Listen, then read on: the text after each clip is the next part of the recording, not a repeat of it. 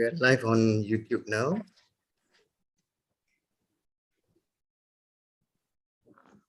Okay. So thank you very much. Right. Assalamualaikum warahmatullahi wabarakatuh. Good afternoon, ladies and gentlemen. Welcome to the April 2022 edition of the Malaysian Mangrove Research Alliance and Network, MyMangrove Monthly Discourse. And we are so proud and glad to have our friend from the University of Malaysia Terengganu. We're flying you to Terengganu on the east coast of Peninsular Malaysia this month to meet and greet Dr. Maizah Muhammad Abdullah. So she's a marine and mangrove ecologist there, stationed at the Faculty of Science and Marine Environment at University of Malaysia Terengganu. She's also an associate researcher at Institute of Oceanography and Environment, INOS, the famous INOS, the COE for Marine Studies and Ocean Studies in Malaysia at University of Malaysia Terengganu. So we are so excited. I mean, I personally was so excited when Dr. Maizah presented this idea of with this title, explaining the connectivity or the complexity process played or performed by sharks and rays, or we collectively group them as elasmobranchs. So not much is known about this topic, particularly, especially from Malaysia. So this is why this study to me is very important to explain further our understanding, our need to increase this knowledge, to understand the system better. So we know briefly the relationship between habitats, for example, intertidal coastal habitats like coral reef, seagrasses and mangrove, connected by nutrients, for example, nutrient transfer from one habitat to another, and maybe movement of fish or other creatures sharing some of the nutrients together from these coastal habitats and ecosystems. But we don't know, we don't know much about what the role and functions played by sharks and rays or other elasmobranchs within these habitats. So to explain to us about this, to share her knowledge on this, she says preliminary study, preliminary evidence, but let's see how deep the knowledge about this topic is already there in Malaysia, and hopefully this is to spark also interest in between among viewers today, particularly younger students, junior researchers, or researchers out there to collaborate in this particular research and particular topic. So for about half an hour, Dr. Maizah will present her findings, her knowledge, her ideas about this topic, and then we will have a Q&A session that follows through her presentation, and then we will have a group picture. Dr. Maizah, if you don't mind, we will have a group picture to capture the attendance of participants today. Perhaps everyone has to report to their bosses or to their lecturers, and then so we will end it about 1 hour or 1.5 hours from now. Okay, so without further ado, let's welcome Dr. Maizah to present her talk entitled Mangroves and Estuarine Ecosystems Contribute to the Conservation of Sharks and Rays. Preliminary Evidence from Kuala Pahang. Please, the screen is yours, Dr. Maizah. Thank you, Dr. Agri, and thank you everyone for your attendance today. And then I also probably would like to acknowledge, I can see some friends from Fisheries Research Institute as well, Dr. Agri, today. Oh, good. I can see a few names there. Yep. So welcome everyone, and allow me to share the slides that I've prepared. Yes, thank you, Dr. Maizah, for highlighting that. Yes, and we welcome all participants today to this seminar on Zoom as well as on YouTube. Friends from all around Malaysia, I can see, and different departments, different authorities. Forestry department is there. Jamal Swali, our our regular participants. Thank you for participating. I think I see Puan Maizah from Badanan Taman Negara Johor also there. Thank you very much. Thank you Hai very much. Doktor. Hai, apa khabar? Hai, selamat berkenalan semua. Kenalan. Emma, we will Maizah. have a longer discussion after the lecture. Yeah? Okay, so Dr. Maizah, please. Right, 1 second. Okay, so allow me to introduce first. My name is Maizah. I hope you can see the slides very well, yeah? Yeah, Yes, thank you. yes, yes. So yeah, the topic that I've put up, okay, allow me to introduce myself. I know I'm pretty much even not too young, but I'm pretty much much more junior than Dr. Adri himself lah. So my name is Maizah, Mama Abdullah, and I'm based at the Faculty of Science and Marine Environment, University of Malaysia Terengganu, and I am also an associate researcher at ENOS. So particularly, I am one of the team lah from the Mangrove Research Unit of Maru. It used to be very active lah Maru, within I think forestry and so on. So we try to rejuvenate and reignite balik this Maru, and we hope that by having this MyMangrove monthly discourse, we can continue the networking that we already have before. So this project entitled Mangrove and Estuarine Ecosystems contribute to the conservation of sharks and rays, which is a part of the Elasmore Brand preliminary evidence from Kuala Pahang. So I say preliminary because it's just one small evidence that we got from one trip of research that we did 2 years back. Okay, so we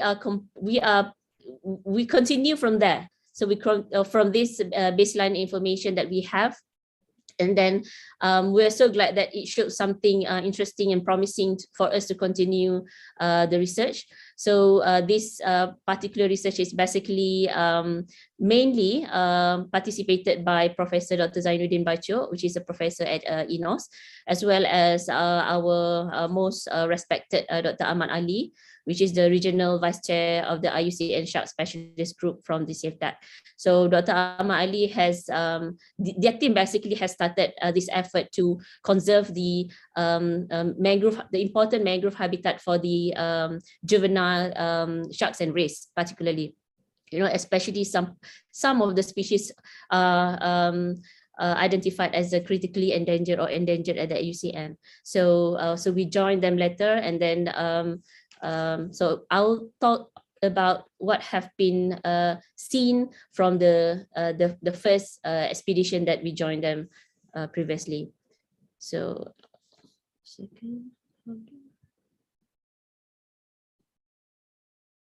so to begin with, I probably would like to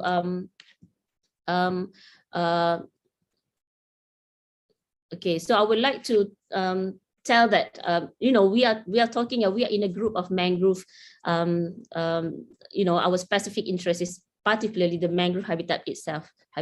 So however, when we talk about mangrove ecosystem, we must not deny the fact that the mangrove habitat itself is basically some just one part of the whole very complex and dynamic marine ecosystem, especially coastal ecosystems, nearshore ecosystems, whatever they call it. So and today the scope of my the perspective of my view today is basically to put a mangrove ecosystem or mangrove habitat as part of the one important part of the coastal and estuary ecosystems, that at the end of the day, the discussion is basically to connect and using the keywords such as connectivity, habitat dynamics, and contribution of the mangrove habitat itself towards the fisheries,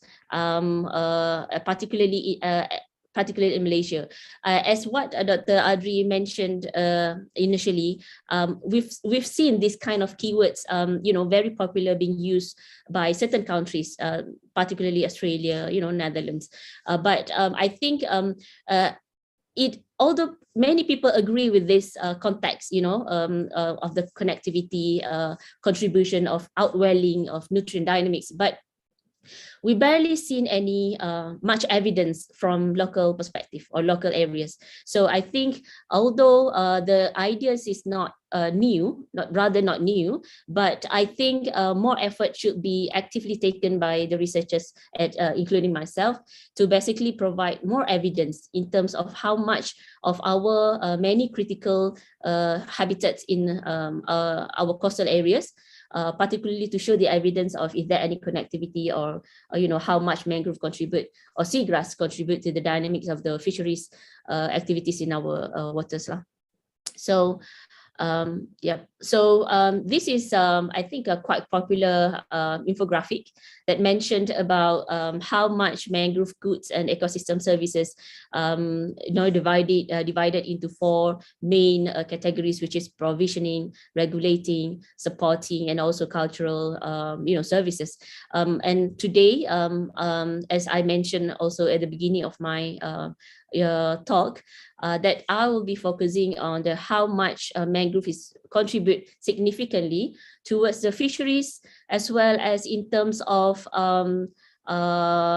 coastal, a provision of habitat to many and as nursery grounds for many wide of a range, what we call that, many species, and then it also involve some part of nutrient cycling. So basically the provision of the services of mangrove is basically rather complex, and if even we divide it into four separate groups, it's basically every unit or country or the role or services provided mangrove is basically rather dynamic and connected into each other. So not only do the value of these services manifest at a variety of scales, for example, habitat or ecosystem level, but rather than being a function of single habitat, mangrove values are usually conferred by a mosaic of interacting habitats. That means the services provided by mangrove particularly cannot, it may vary depending on how complex the whole nearby or adjacent ecosystems or habitats they occur. So as we are talking about the importance of mangrove habitats towards particularly the juvenile of sharks and rays in Kuala Pahang, later on we'll go into that. But what has been shown here, for example, that nursery function is further complicated by the diversity of life history strategies of the species occupying the system. That means if now today we are talking about the elasmobranch, probably the services provided by mangrove in terms of nursery ground value is probably different when we are talking at different contexts of different species of fishes, of invertebrates, or other species. In fact, including other megafauna, such as marine mammals. So that includes. So in terms of function of mangrove habitat as a nursery, for many juveniles of the marine marine species, we basically it's further complicated by many things. For example, connectivity and ontogenetic migration of the species that we are talking about. And of course, we know different group of species, different species basically have different, behavior or strategy in terms of their feeding, in terms of their foraging, in terms of their migration, and so on. So it's also include towards the complexity is the seascape migration. And then we do have variety of habitats within the coastal ecosystem itself, such as mangrove, corals, even sand flat, mud flat, seagrasses, and so on. And these things also influenced by many of the ecological and ecophysiological factors, including resource dynamics. Okay, so how much? So what I wanted, the message that I wanted to say here, that like when we talk about the specific mangrove ecosystem, so I think it's very important for us to emphasize when we talk about some or one mangrove habitat, the discussion need to be scoped within. So which mangrove habitat or which estuary or which coastal ecosystem we are talking about right now. So right now, for example, today we're talking about Kuala Pahang. So we really need to understand what's going on there.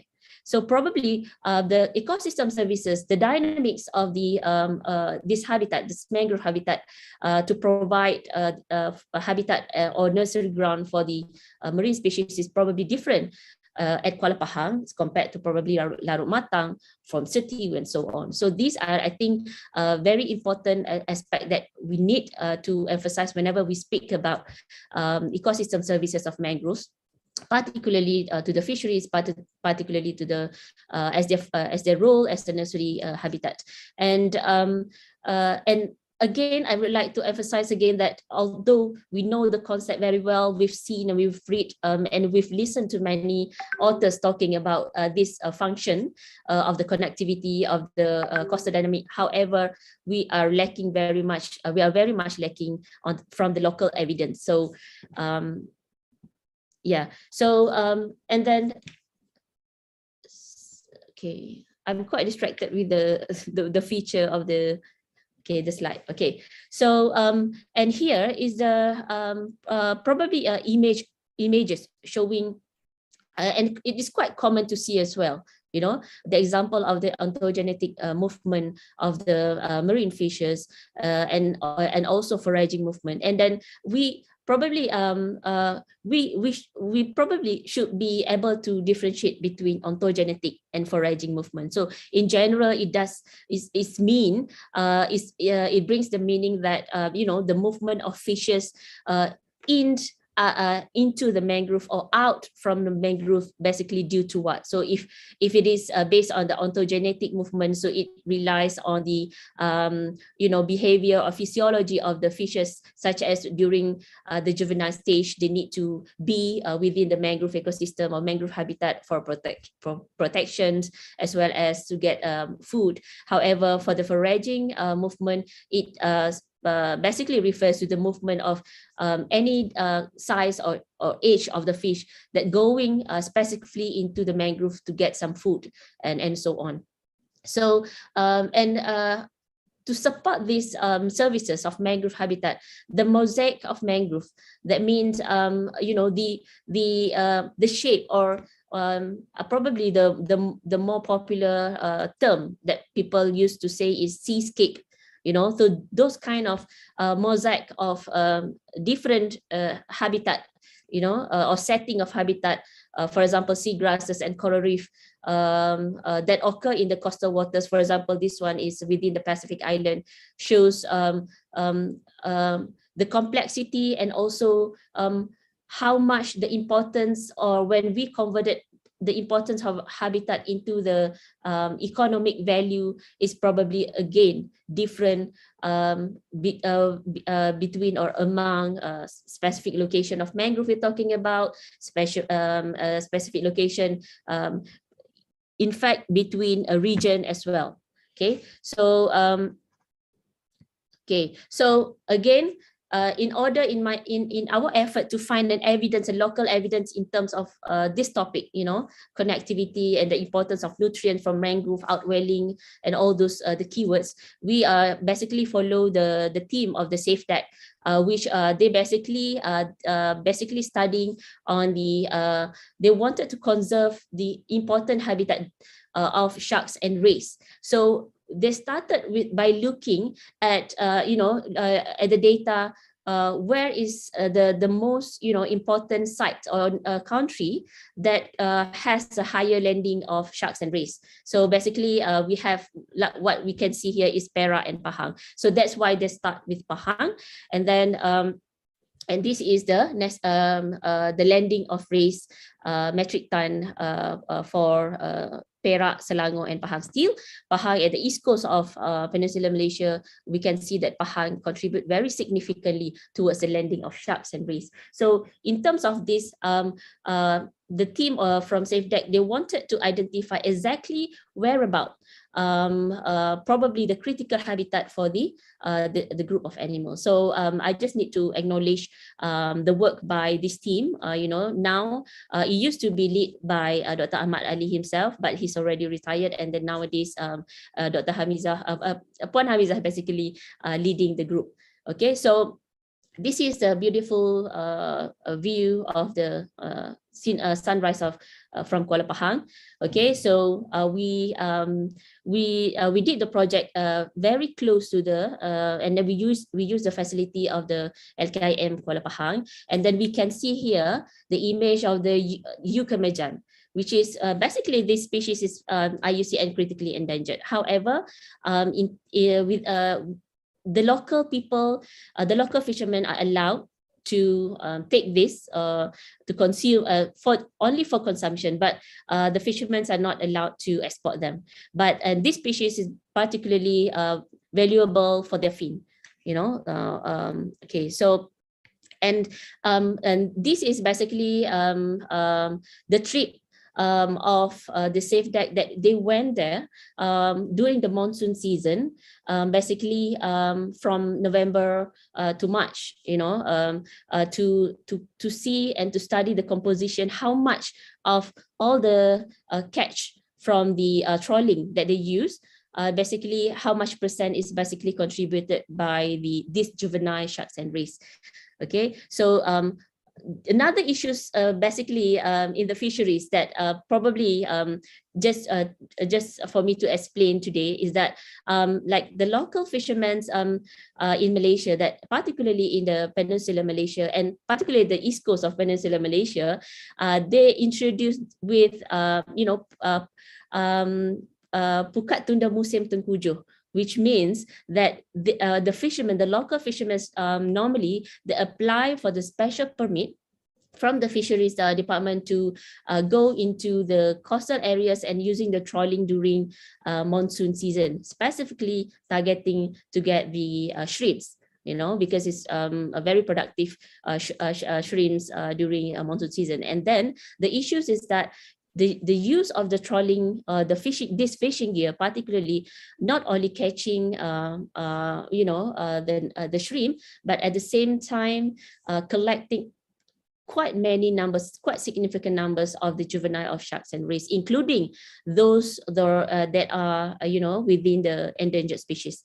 So that is the idea, and that is the main aim of the project from the SafeDeck team. So we went there in order to have to further provide evidence on the importance of this specific area of Kuala Pahang, just in terms of how this ecosystem or this Kuala Pahang basically provide important habitat, as well as provide evidence that this habitat really become a nursery habitat for this shark and rays. So we went there, and then this is basically very close to the coast. Actually, I think it's within less than 1 nautical miles. So it's very close and just off the estuary. So they have collected many species, including those what I said as endangered species. Okay, so by using the trawling net during the monsoon season, which is the same net, the same fishing gear, the same technique used by the fishermen that receive a special license during the monsoon season, they have caught this much of the above is basically the sharks, which is the bamboo shark. We have 3 species here, and the below is basically the species of the rays. Okay, so including those from the endangered species. So, and what they have found that in fact, from all the samples collected, from all the fisheries product, the species that they have collected, quite huge numbers are coming from the juvenile stage of this endangered species. So from November to December 2018 and February 19 and March 2019, you can see that the amount and the number of juvenile sharks and rays collected for every trawling trip is basically very high. Then if you can imagine this phenomena is going on, the strategy of allowing for this using the trawling net during the monsoon season at the very near to the coast, very near to the estuary, how much the impact is basically going to be badly impact the ecosystem and the conservation of the sharks and rays biodiversity. So, okay, so we move to the, so what our team's doing. So for this project, we are using the ecological tools. We call it as stable isotopes. And then the basic principles in this ecological tools is you are what you eat. So basically, stable isotope refers to the, the atom that has, light and heavier, light and heavier atoms, and then in any living organisms, if you can see here, this represent the shape of human. That means in a 50 kilogram of humans, these are the basic stable isotopes that are available in any living organisms, including carbon, as you can see here, C, oxygen, nitrogen, sulfur, hydrogen, and hydrogen. That means by using these specific elements available in the living organisms, and by using at the information carried by the heavier atoms here, we can trace the atoms of the food that we've taken. And if you are taking it for a lot and for a longer time, it basically incorporated into our tissues, and therefore the predator will be also showing the same signatures. That's the basic idea.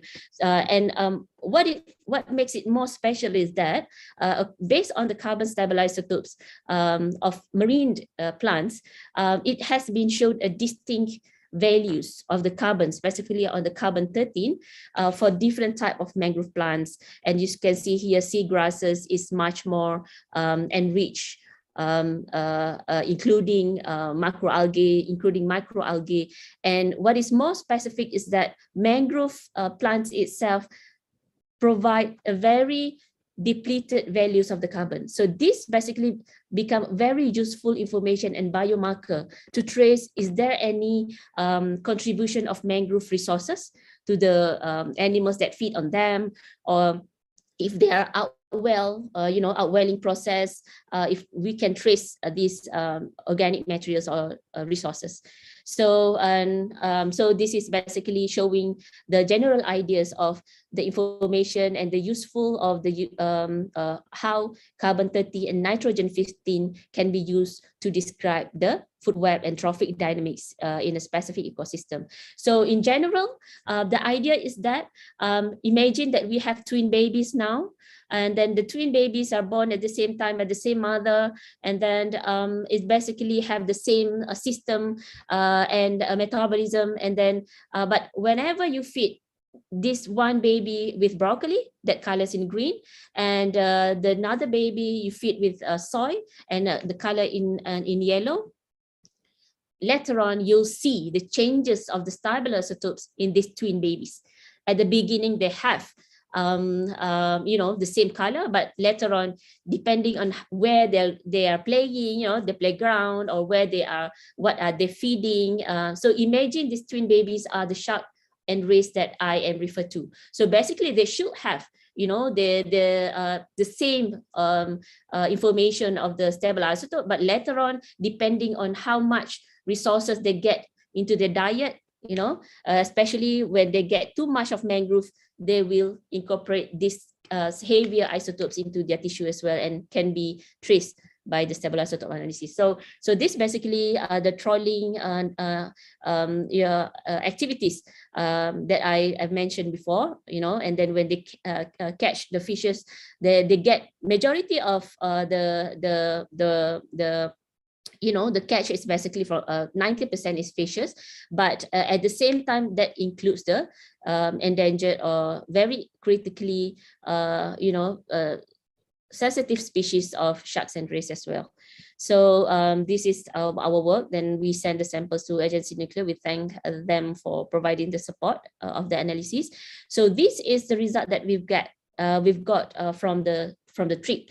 So what you can see, what is shown here is basically the information of the carbon and nitrogen stable isotopes of the teleos, which is the other type of fishes, invertebrates, and also the sharks and rays, which is the elasmobranch. Okay, so if you can still remember the image that I've shown in the beginning, that mangroves specifically have very distinct values as compared to the other marine resources such as seagrasses or algae, and which is much more depleted. And then what we can see here, what we can say in general, that the teleos or the other type of fishes as well as invertebrates are particularly partitioned or distinct in terms of their resources. That means these two group of organisms or marine species basically rely on the totally marine resources. Because remember, the trawling activity, we caught we catch this the samples basically of the estuary, near the coast. So basically those habitat basically clearly is a marine and coastal habitat. However, what has been shown by sharks and rays are specifically quite different. So that means for the shark and rays here, including many species of rays and sea hazeltine, which is the bamboo shark here, is basically shows that they are specifically using the resources from the mangroves or the mix of mangrove and estuarine sources. So because there's so many things going on in the estuary, probably there's some influence probably of the runoff of the terrestrial or land, because of course that's a monsoon season, probably it's a mix. However, it is very strongly anticipated that this group of fish, which is sharks and rays, particularly obtain the resources from the mangrove itself, and also from the estuary. So there should be many explanation towards this result. Either the question is that the shark and rays basically foraging and specifically going further into the estuary, and this is possible as well, or there is an outwelling processes occurring. But if we are talking about outwelling processes, we assume that the other marine species should also showing pretty much quite similar to what has been shown by the shark and rays. So we anticipate that it's probably the movement of these species themselves that manage to get access to the resources of the estuaries and also mangroves. So yeah, so as you can see here, the other species are particularly higher located for the nitrogen 15, and also enriched towards the right side of the graph. However, the elasmobranch basically lower at trophic level. That means they really rely on the bottom food web, and that's not shocking, and that's true for that kind of species. And the values of the carbon isotope also much more depleted as compared to others. So this is among of the image of the species that we have collected and include in the studies. Okay, so and then although what I wanted to highlight here, that although the activity of getting the samples, or we're collecting the samples out of the estuary, which is near the coast, but it is not shocking that the race and shark basically has the capacity to really get into really close into the estuary and therefore getting the resources from the mangrove resources. So I would like to share some very cute video. It's very quick video that shows how much we cannot imagine, because mangrove is very if we go into the mangrove, we cannot see so many things going on there, because it's dark and murky, the water is murky and muddy. However, can you imagine how cute this elasmo branch, specifically the juveniles, having the mangrove habitat as their playground. So this is possible, and we have shown this based on the local evidence, and by having by using the ecological tools such as isotopes, it helps us to really provide a hard evidence in terms of how much the specific marine species or fishes relied on the mangrove resources. So I hope that yep. Yeah, we actually couldn't see the video, but yeah, okay. If you can replay it, or maybe you can share the link on chat so we can.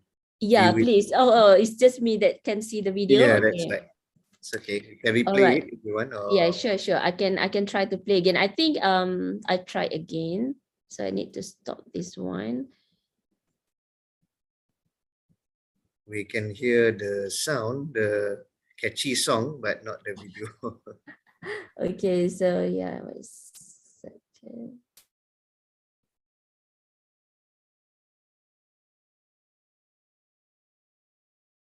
Yep, it's just a 15-second video. Do you see now? Do you see now, Dr. Adri? Yes, sorry. Okay, so yeah. So this is the example of the juvenile race, I think it's just newborn. So what the message that I wanted to say right now is that sometimes when we say that mangrove become an important habitat for fishes, we hardly imagine that sometimes, because of the the condition of the mangrove. Sometimes it's dark and murky waters and so on. However, with the help of the tools such as ecological tools, advancement of the technology, I think it really helped us to imagine and also provide a hard evidence, specifically from the local evidence, in terms of how much this ecosystem, this connectivity is important and contribute significantly towards the sustainability, towards the conservation of any marine species that you are talking about. Okay, so and then we know that although many of the fisheries activities happening without the setting of mangrove that we can see as a background, however, they indeed still relied and connected towards the adjacent habitat, especially for example mangrove itself. So the true value of estuarine and coastal nurseries for fish basically incorporate complexity, connectivity, and dynamics of the coastal ecosystem mosaic, which is the term introduced by Marcus Schiff's, our Australian friend. So I think in terms of this, although for example, some agency probably they're focused on the mangrove conservation or rehabilitation of mangrove. However, they must not deny that other adjacent habitat are also important, and this specific habitat must be seen together as a mosaic of ecosystem rather than to see it as a single unit of habitat. Therefore, I think for many efforts of conservation of any species, of any habitat, it becomes more significant as well as more, I think, efficient when we talk about conservation, Dr. Adri. I think this is probably the last slide, and then we would like to emphasize that the estuary of Kuala Pahang is important indeed for the replenishment of sharks and rays, especially the endangered species in the South China Sea. So I think that's all, Dr. Adri. Thank you very much, Dr. Maizah,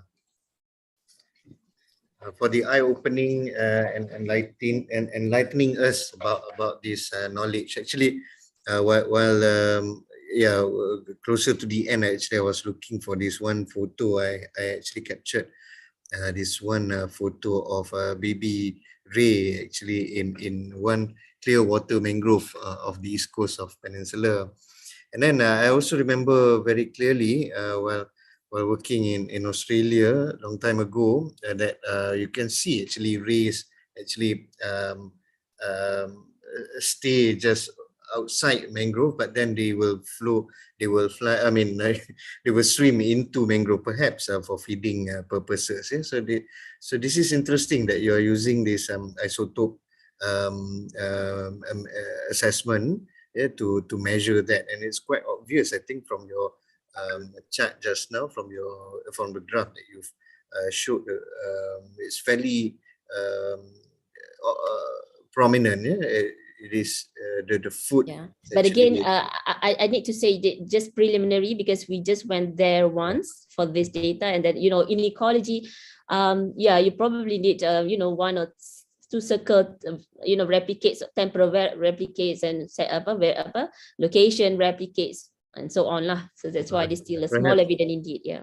Perhaps with more support from funding, and maybe also other researchers who may have had some kind of assessment on this could share actually, so we can have that data to compare with, as well as maybe diversify the location of assessment, right, of sampling. So maybe someone has done it in Sarawak. We never know.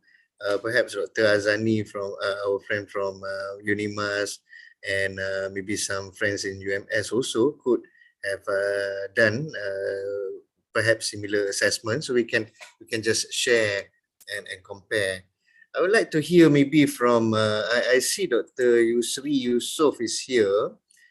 Perhaps some view from him. How about fish dependency? Have you done any similar analysis or assessment? Dr. Yusri, can you hear me? Or is he gone? Should be there. Yeah. But okay, Dr. Amy Tan actually have done some study also on shark. Yeah. So yeah, I don't know whether it's a similar assessment or possibly on the gut section of shark, to understand maybe their feeding behavior as well. Yeah, there she is. Amy, do you want to comment or maybe any question for? Yeah, thanks for calling me out. Hi, Maizah. Nice to meet you Hi, virtually. nice to meet you. I think that's a really very interesting piece of work. So we do have actually studies on some of the gut contents, and actually I wanted to inquire a little bit. So you highlighted bamboo sharks, right, as the ones that you caught. I couldn't see. Sorry, my eyes not very good this day, but I wanted to maybe we can discuss offline after this. But so far, in terms of a diet of sharks and rays, we focus really on stomach contents at this moment, and not the stable isotope, although that would be a really interesting piece of work. I think I am aware, on the role of mangroves in supporting sharks and rays as perhaps a certain species, right, that actually use the mangrove area. But we actually never use SIA, stable isotope. Where I've used stable isotope was actually looking at some of the other fish that uses the estuaries, and we the challenge that we have oftentimes is in trying to do the mixing model part, which I'm not sure, Dr. Maizah, if you've attempted that, but there's a lot of assumptions, especially if you assume what the primary producers are, right, and then how they in turn contribute, in terms of the different sources of carbon. So especially when you wanted to give a quantitative evidence rather than just So I understand. Yeah, that's the challenge. Yeah, there's a lot of things that we still need to do, but I think you do, just by looking at that stable isotope biplot, it certainly looks like there's quite a bit of a compelling evidence to show that reliance of at least some of the species of sharks and rays on mangroves. So Yeah. kudos to you, Maizah, and I wish you all the best for the and I'm happy to discuss potential collaboration in looking at this. Thanks all Thank three for the you. Thank invitation as you. well to chat. Yeah, thank you so thank you. much, Yeah. Dr. Yeah, there you Amy. go. Mm. Yes, there you go. Some potential collaboration already with Dr. Amy Then. And she's very knowledgeable and a lot of knowledge on this particular topic as well. Perhaps slightly different from, I think in August, we will have a discussion with Dr. Luisa Ponampalam. So we will hear maybe perhaps like slight variation of slight diversity with citation maybe. Yeah. So Yeah. that will be another angle for you to compare as well. Yeah. Looking at Erasmus Brands and citation, perhaps some other differences in there. Citation is much more, I think, very difficult to deal with. I mean, Exactly. even to get the samples. Yeah. Yeah, basically, Maizah, if I can just add on to I mean, I've if you notice, I mean, I described this lecture today or Erasmus Brand as elusive animal, elusive organism or creature. But if I can again share my experience in Australia a long time ago, while going for field work, while on the boat, I can easily see all of this wildlife, right? Perhaps I don't know, perhaps because of the clearer water or Yeah. perhaps lesser pollution, but they are there always, like there's a rays. In fact, we have sharks, reported the bull shark going very deep into the the canal of the mangroves. Yeah, Right. over So there. there you go. So perhaps also because a lot more people doing research, maybe we don't know, yeah. But then perhaps that could be. I like when you mentioned about the emotional, the behavior and response of animals as well towards perhaps our treatment towards nature here in Malaysia. So that could be one angle. Yeah, and then we open the floor for more questions. I see I think that's Dr. Hafiz class, yeah. Dr. Hafiz class together with Dr. Afiq, and I think your photo session today is going to be much more interesting to include the students over there. Thank you very much. So any question from the student? I know you're all masked up, but you have to scream harder if you want to raise or point out any question or suggestion to Dr. Maizah. If there's any? Audrey, I have a question. Yes, please. I know that this voice, Dr. Harinda, without introducing without any introduction, I can hear. Yes, please, Harinda. Yes. Okay, Dr. Maizah. Hi. A great work that you're doing. You're looking at carbon and all that, but you showed 3 graphs just now of the carbon 13 and carbon 14. Okay, there were 3 graphs. There are teleost invertebrates and your sharks and rays, right? And you in your teleost, you showed that most of them were towards the seagrass and all that, and to the marine side. For example, I can show it again. So yes, please continue with the question. Yeah, the thing is that you showed it that because these are basically marine fish, right? These are basically marine fish, but I think if you look at the fishes that are using the estuary areas and the mangroves in their life cycle, right, then they will be shifting towards the left a little bit, especially those kind of fish. But my question to you actually is mostly is that what are the sharks and the rays, they're doing in the mangroves or into the estuary areas? What are they feeding? What are they feeding on? Okay, thank you, Dr. Harinda. So basically, when I say is, I admit that what I show here is basically just one dimension of the use of carbon 13. However, when we are, we also knows that, for example, for the phytoplankton, although they are much more, enriched within this area, -19 or -20. However, the phytoplankton resources are normally located at high trophic level. I mean, the values of the nitrogen for 15 for the phytoplankton are normally high. So this situation or this condition basically is what you can see here. That's why the marine, teleos and invertebrates, they are not only much more enriched, towards the left, the right side of the graph, much more enriched. But they're also located at the higher values of the nitrogen. That means they're relying more on the marine resources, for example, the phytoplankton. So as compared to the shark and rays here, they are mainly the benthic feeders.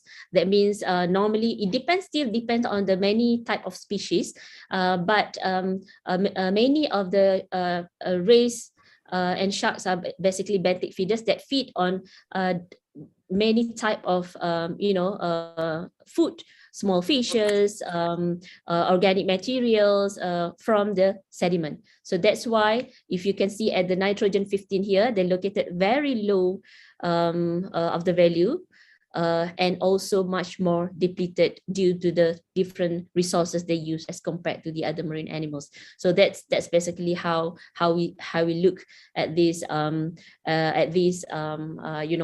And then yes, they are going there, and as it depend on also on the different type of species. Some of the rays, they prefer muddy sediment, and some type of rays basically prefer to be within the sandier habitat or sandier sediment. So it still depends on the species of the rays that we are talking about, but then most of them, they are demersal fishes, and they are basically benthic feeders. So they feed many things, probably the worms and small creatures within the sediment, within the benthic environment. Did you find a lot of them feeding on mollusks? Yes, that's include mollusks as well. I believe mollusk has been contribute quite significantly towards the diet of the certain type of rays. I think if Dr. Emmy has some input regarding the contribution of mollusks to the gut content of the rays, because she just mentioned that she did some work on that. Yeah, Dr. Emmy? Yeah, thanks, Maizah. So I am not currently looking at any not for race immediately, but I'm just referring back to some of the works that my current PhD student is doing, and he basically reported that some of the species, I believe that you mentioned in your stable isotope biplot, that actually fed on a pinnate shrimp. So I think that's probably also where the mangrove signature is coming from, because of the dependence on these mangrove associated prawns. So hopefully that answers your question, Harinder. I'm sure that you know that mollusks were reported too as well, but at least now looking at the abstract of his work, some of the other ones that's being mentioned is actually fish, crabs, and calanoids and amphipods. And it seems that the younger rays are actually more generalist, but the mature stingrays become more of a diet specialist. So I certainly think that, to better understand the isotope data, the the dietary analysis will need to be conducted. But I hope it clarifies that, Harinder. Yeah, it does, because I think the specialists, normally juveniles, or the young ones, are normally generalists. As they move, as they grow, they become more specialist. That's normal with most estuarine organisms. Yeah. All right, thanks a lot, Maizah and Amy. Yeah. Thank Very you. interesting. And one more point that you've raised earlier, Maizah, I think it fits with this Dr. Harinder's question as well, is the impact. Actually, I mean, I would like to skew this discussion now to the impacts that we've imposed on this dependency of rays and perhaps sharks on mangrove. And then I saw this one video this morning talking about the impact of trawling on seahorses, for example. So how do you see this? I mean, from your maybe brief overview observation on the impact so far on your samples. I mean, I did think that heavy threats from I mean, the current development or current pollution or current impact from anthropogenic activities? Yeah. So Dr. Adri, can you hear me well? Because I Yes, think yes. sometimes my internet's not stable. Yeah. So basically what I would like to probably highlight in this session is that, for example, whenever, CIVDAC, for example, or any fisheries department, they took quite a huge effort, in terms of try to recognize, or identify specific habitat for a certain species that are, conserved. Um, uh, and then by, of course, trawling is a very destructive way of, doing fisheries. But in terms of the conservation of the shark and rays that we're talking about, the management also should consider that not only the method of catching the animals that rather matter, it's also need to also include, the conservation of the mangrove habitat itself, and also adjacent habitat. That means any planning in future planning, in terms of building wave breaker or whatever, but it's still they need to consider the conservation of habitat of the mangrove itself, not only by avoiding what we call that, catching this species of animal, but we need to realize that every single unit of habitat connected to the area that we have specific interest, it also contributes significantly towards the life cycle of the species that we wanted to conserve. That's very important as well. So, and need to be highlighted. Because normally, for example, if one NGO, one agency, or one researcher, they're focusing or conservationists, they're focusing on the conserving of the turtle, for example, they really highlight, the species only, but not and sometimes they forgot to think about, what are the ecosystem that support the whole ecosystems to and as a habitat for the species they're interested at. So these are the thing probably I would leave the participants of the session today to as a take-home message lah, Dr. Audrey. Thank you very much. I think I totally agree with that. And of course, but then that leads also to earlier discussion on the signature or trademarks of, the signature reading of mangrove through your stable isotope analysis. So I think this can also assist or contribute to other types of research and other types of a dependency on other creatures and organisms as well, because Yes. you did mention that Indeed. Yep. because perhaps rays are carnivores or maybe omnivores, but dependency on maybe mangrove fruits, for example. I think there were evidence of turtles, for example, feeding on Avicennia propagules, Avicennia fruits. And so perhaps using these isotopic studies as well, we can, or maybe just basic gut study on the diet of animals or creatures within the system, we would understand better on this connection. So there you go, ladies and gentlemen, students and researchers. So we know basically like sharks and rays, it could be caught out there in the marine environment, in the ocean, but they are closely linked. I mean, from this, simple evidence today, we know that they are very closely linked to coastal habitats like mangrove and perhaps estuarine environment. So there you go. This actually further explains the importance or the demand for conservation and protection of coastal habitats like mangrove forests.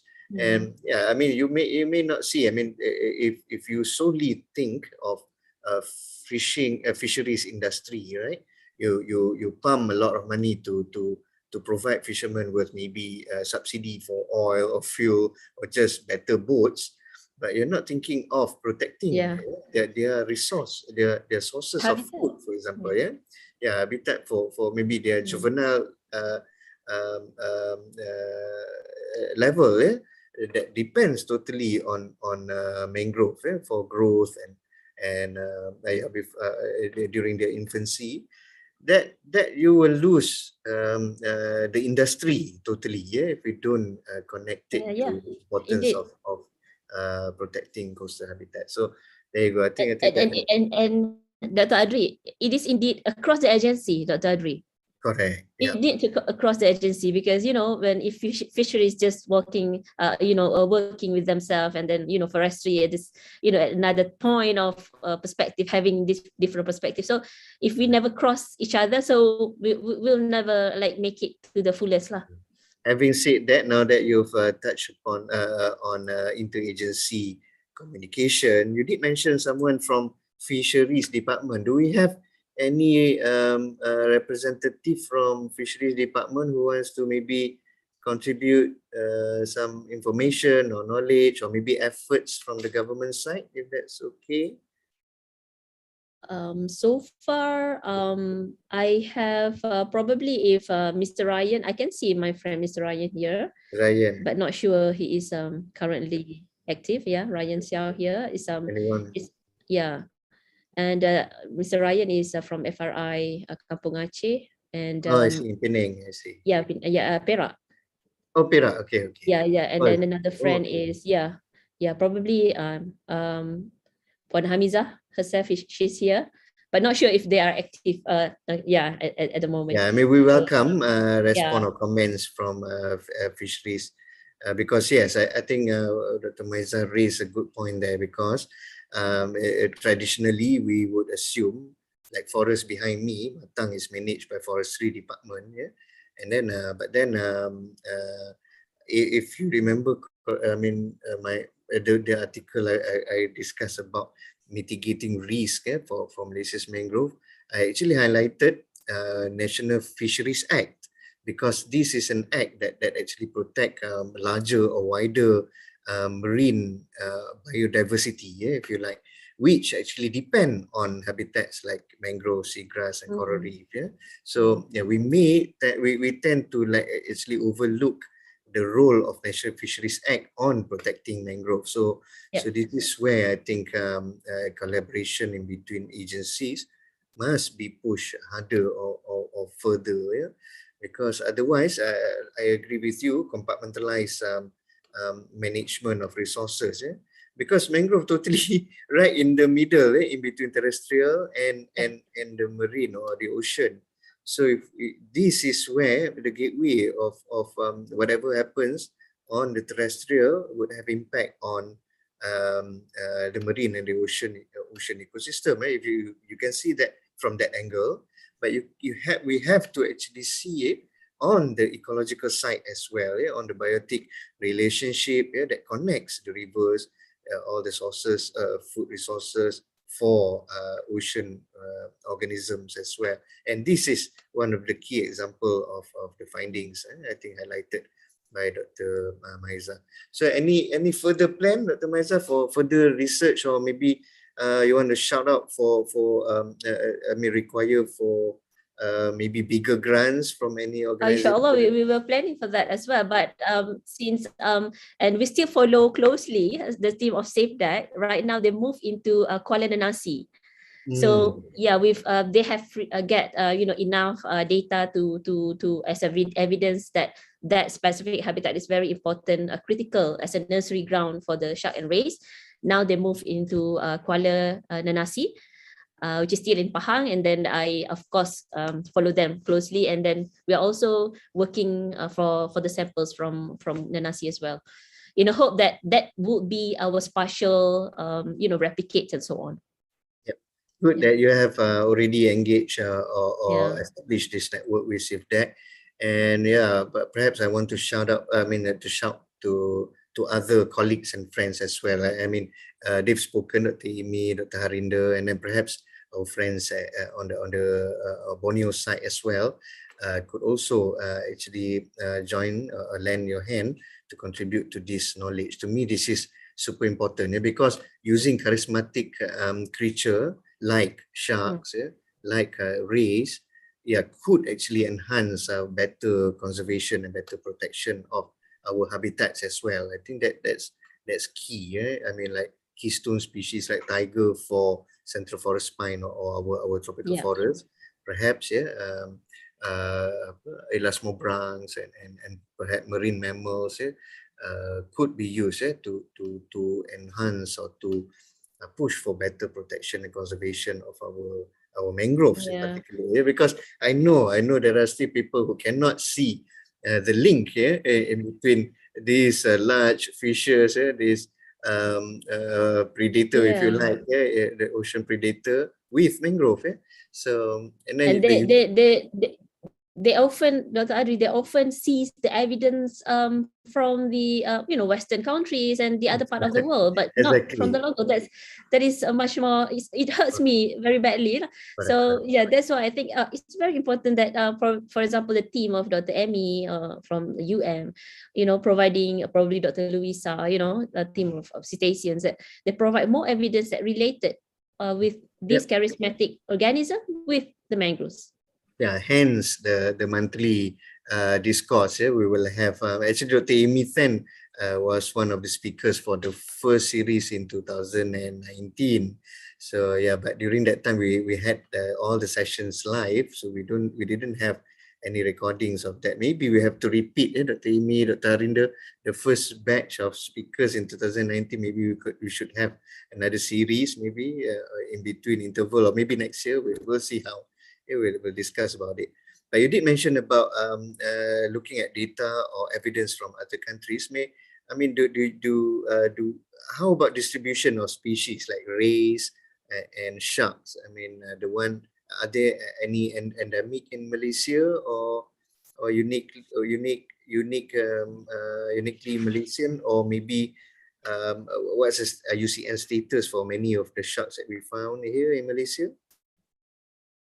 Have you any knowledge on that? Yes. I have to admit that this although I'm working with these shark and ray species, particularly for this project, but we still rely the information. Much of the information are basically provided by the team of the SafeDeck themselves. So our role is basically to really help them give more evidence, give more hard evidence, instead of just showing the numbers of how much juvenile they've caught during the monsoon season and so on, but probably the other evidence that they can be used later on to ask for more strict use of how we manage or utilize our history and our coastal system. So basically, I think what is very specifically they are protecting here is basically the one species of the bamboo shark, which is sea hazeltee. So that is under endangered species, and some of the rays also. But I'm afraid that I have quite limited information as well to further elaborate about how many species, and then what are probably more specific species that we have in our areas lah. Dr. Adri. No worries. Yeah, we can explore that further. In fact, we can actually have. We hope your team will publish more on this, so we have a good reference, good reference for Malaysia, as well as for this particular component or knowledge on connectivity and complexity of mangrove. So thank you very much, and we wish you all the best with that, Dr. Maizah, and hopefully more support from the government as well, from maybe fisheries department for research funding, maybe some more support to fundamental research such as this. And I think this is very, very extremely important component. And this is again another way of promoting research in mangrove. It's not just about the plants growing like the one in the pictures behind. It goes beyond trees. It goes beyond. I mean, the system, the ecosystem actually requires this connection in between plants and small mollusks, bivalves to these large elasmobranch and marine mammals as well, and it connects to the larger ocean system. and the terrestrial system as well. So this is very important. So I think thank you very much, Dr. Maizah, again, for your time and for this important sharing and for enlightening us further on more. I can now add one more point to the ecosystem service figure that I've been using for my lectures, for my talks. So I can now highlight about this important connectivity, or how complex, or further complex the systems are, in our coastal environment. Okay, so I think let me check the chat. Tarinda say learn a lot today. Thank you, Maizah. Yeah, this one question, Irshad. Were there signs of temporal variability of sharks and rays in mangroves, or are they expected to be present throughout the year? Or if you can help with that question, Dr. Maizah?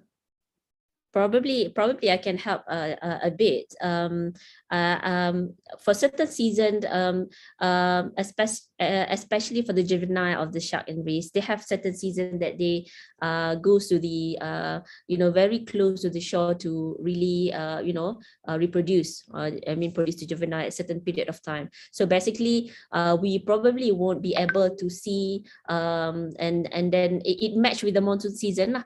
So probably we won't see as much as the juvenile animals of sharks and rays if you go there for probably the other period of time. So it won't be there, although the whole population is there. The whole population is always available throughout the year. However, in terms of reproductivity and reproduction of the specific sharks and juveniles, they are very temporal. Dr. Adri. Yeah, thank you very much. I think that answers it. But this is another point. I think this is a very good point that you raised for us to know also as it links, because there are apparently different fruiting season and flowering season as well for mangrove plants. So that could actually contribute. Further study could be done to understand also their routine, their daily or monthly or annual rhythm of entering the system or exiting the system. So yeah, further understanding would be good. And furthermore also, this is to continue the discussion with Prof. Kajita and Dr. Allison on Monday on comparing. It will be much easier if we have all this solid database on fingerprinting of our DNA, for example. So it will be much easier for studies like yours, Dr. Maizah, if we have that in solid or powerful baseline information on our environmental factors, on Dr. Adri, environmental variables. Just yes, probably I just need to add one more point, that when you said probably certain period of time there's fruiting season of the mangroves, probably how we should see the contribution of the mangrove resources, or for example carbon, towards the food web is basically it shouldn't always be a direct feeding on the fruits or the leaves itself. Probably the resources get into probably the streams, like Dr. Emmy mentioned just now. They eat on the mangrove leaves or detritus, and then it pass into the food web. So basically, there is still a direct connection between mangrove resources. Yeah. There you go. That explains the complexity, basically, kan. So yeah, the fruitism may have their own routine, but that could support the longevity, the sustainability of the system. So this is very beautiful. I think if we can capture this and then design it in such a way, maybe put it in a nice diagram, on how to communicate this beautiful complex of this system. I think that's a very nice idea for maybe longer term project, Dr. Maizah. That's very good. That's very good effort, Dr. Adri. I always look forward to see any infographic, or a graphical abstract from our setting. For example, the fishermen's, that probably we can draw a fisherman wearing a sarung, kain pelikat on the head, and so on. So that's example of the local, graphic from our setting. Correct. And yeah, good news. I think Amy just highlighted that they actually did detect sharks and rays from eDNA samples from Sungai Selangor. Yeah, that surely contribute to that's already important database, important fingerprint for our mangrove lah, our mangrove creatures. So that could easily help soon for further picture. Amy, if you can share. Is it published already? Is it out there? You can share. You can just put in a link so we can access to the article. Ada lah, baru habis Belum. saja sampling. Oh yeah, okay. But that's very good. That's very interesting. I look forward to get into more reading on that lah. Yeah, I'm also excited because we just saw some of the results yesterday. Obviously, we still need to clean up the data and then do quite a bit of validation, but at least we were able to detect presence of fish as well as sharks and rays from the eDNA sample. So we will keep you posted, and I think we're planning to publish the work soon. So stay tuned. Thank you very much. All the best. Yeah, thank you. So speaking about Sungai Selangor, just a quick hint to both of you, Maizah and Amy, and then as well as some of our specific team on Kuala Selangor Nature Park study. So we will have an expedition on behalf of MyMangrove. Actually, I just announced it, but perhaps we cannot cater for every 1,000, 2,000 people within MyMangrove to participate, but some key researchers will be joining, and I think soon you will hear from me, maybe tonight or tomorrow. I will announce on the details of the research expedition in Kuala Selangor Nature Park. So soon, that will happen soon in May. And speaking of May, again, we will be live. We will broadcast live next month again from University Malaysia Terengganu, and we will have a special session with Dr. Izwandi. I don't know whether he's here today, but yeah. So the topic is. I'm here. Oh yeah, there you go. So Dr. Izwandi, if you want a hint, you want to give a hint, or you want to keep it a secret still, it's up to you. But yeah, so maybe or otherwise we can just announce your topic maybe 2 weeks or 3 weeks from now. Keep it a secret. Dr. thank you for giving me opportunity. Just a hint for everyone. So next MyMangrove talk will be about worms. It's all about worms, but marine worms. Yeah, all right. Mangrove worm rather. Mangrove worms. Yeah, there you go. So that's a hint. Another very important component of mangrove, and then of course they play key fundamental processes that leads or contribute to the sustainability of the systems. So all right, from elasmobranchs to worms next month. So I think that's about it, and very good discussion we've had, very good contribution from the floor as well. And perhaps that sparks a lot of other communication after this. I think surely Dr. Amy and Maizah will exchange texts from now, and then of course some more discussion in detail. We promote that, so we will, and then also we expect us to have more to see more references or researchers being published from Malaysia. So the whole world will look at us as an important reference for mangrove research and conservation. Okay, so with that, if that's the last question or comment, may I please request everyone to turn on their camera for a while, just for a group photo. But Harinder has left. Encik Jamal also left. Oh yeah, I see Dr. Uzair, apa khabar? Are you guys in the same building now or different building now? No, totally different. Okay. Interesting. And I see Giovanna also. Thank you for joining. Okay, so I give another 10 seconds maybe. And then, I think Serena Adam also left. Okay, so sorry to leave now. Maizah. Okay. Alright, so that's a good crowd. Encik Tamimi daripada Jabatan Perikanan ke? Ya, saya. Ya, ternampak logo tapi nampak familiar Encik Tamimi, kita pernah jumpa kot satu workshop Pernah dengan jumpa di Putrajaya. Oh, betul je. Okay. I thought ada recent workshop baru ni dengan Sebenarnya kita dah berapa hari Dr. Adri, saya ingat. Kemarin pun kita jumpa juga. Itulah dia. Anyway, apa nama? So ada any apa view, any comment daripada Cik Tamimi mewakili apa nama fisheries? Pada discussion today. Saya alhamdulillah satu pencapaian yang baik dan presentation yang sangat baik daripada Dr. Maizah. Dan saya apa-apa pun saya sokong. Okay, alright. So, hopefully Terima kasih. So komunikasi saya junior Cik Tamimi ni sebenarnya. Lama tak jumpa. Okay, tak apa. We can have nak collaboration tak ada masalah. Sekarang ni saya pun dah berada di SIPDEC ataupun ISMAT. So dengan Hamizah pun tak ada masalah. Sama lah, kita department yang sama. Okay, alright, thank you very much. So there you go, ada support dah tu.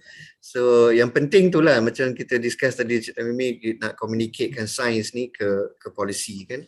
Sebab kita pun tahu apa nama fisheries department, of course dia punya ada agenda untuk apa bantu negara dari segi ekonomi, but as highlighted tadi lah, kita tahu apa conservation akan membantu juga peningkatan ekonomi itu secara natural. So okay, thank you very much for the support. Okay, so no more cameras.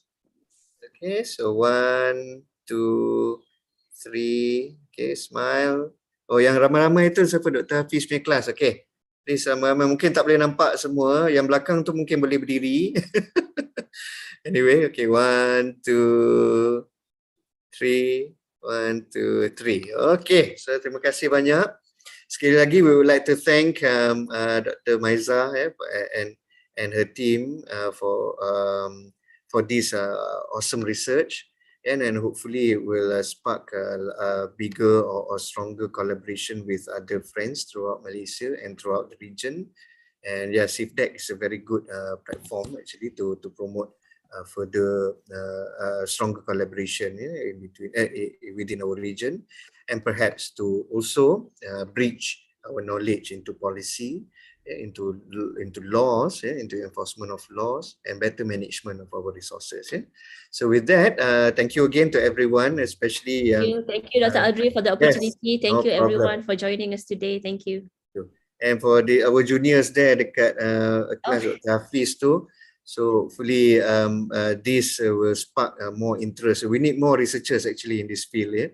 To go into mangrove is hard already, but of course you can just wade it through the rivers, through the boat, naik dengan Dr. Izwandi naik boat, nanti Dr. Izwandi campak lah masuk boat tu, pandai-pandai lah you all. Anyway, yeah, it's an interesting world, interesting niche actually, mangrove research, and there's so many components now. It's not just about plants. We know about how important these other creatures are in maintaining the system. Okay, so thank you very much again to everyone, and for making this a success. 3.5 juga, 1.5 hours juga, Dr. Maizah expected 1 hour tadi kan maximum. Anyway, biasalah dah sembang-sembang ni. Anyway, thanks to everyone also for the continuous support, and yes, so kita dapat Cik Tamimi cakap terima kasih dari ISMAT, Jabatan Perikanan Malaysia also, and all authorities and organisation and individuals that participate, not just today lah, but throughout MyMangrove monthly discourse, and continue to support us. Add yourself to our MyMangrove Facebook group, on Facebook. So you don't have to add Dr. Izwandi or Dr. Maizah or me as your friend, but just add yourself to become a part of the network, and we can communicate there. And also professionally, we can also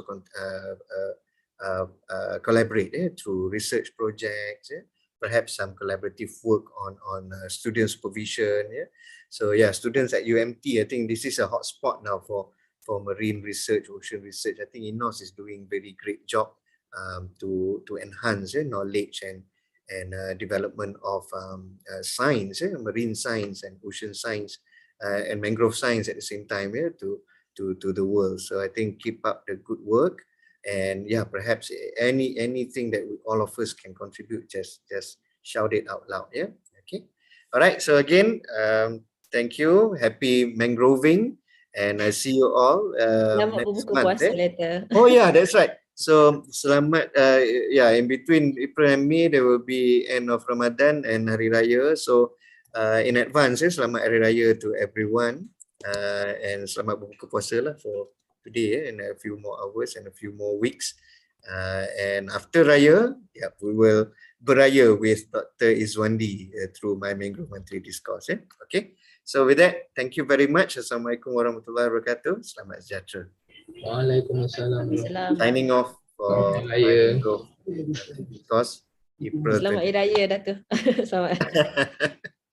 Alright. Okay, bye-bye. Assalamualaikum. Waalaikumsalam. Terima kasih semua.